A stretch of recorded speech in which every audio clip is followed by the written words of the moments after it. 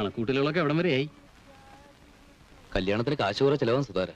അതിന്റെ ഒരു വെപ്രാളത്തിലാണ് ഞാൻ. അങ്ങോട്ട് കൊടുക്കാന്നല്ലാതെ അച്ഛൻ്റെ നിന്ന് കാലാണ് പ്രതീക്ഷിക്കണ്ട. മടങ്ങി വന്നാൽ വീടിന് പകുതി കൊടുക്കാനുള്ള 5000 രൂപ വേറെയും കരുതണം. ഇവിടെ ഇപ്പൊ 5000-ന് വീടോ ഫ്ലാറ്റോ ഒക്കെ കിട്ടാന്ന് പറഞ്ഞാൽ അതൊരു ലെക്കായിട്ട് കരുതിയാൽ മതി.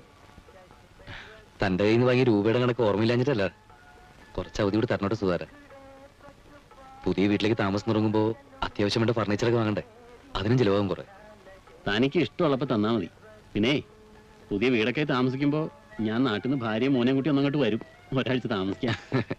ഒന്നിങ്ങോട്ട് വന്നേ. എന്താ കാര്യമുണ്ട്. എന്താ? കടം വാങ്ങിച്ചിട്ട് കൊടുക്കാനുള്ളൊരു വല്ലവരും പുറത്ത് നിൽപ്പുണ്ടാവും.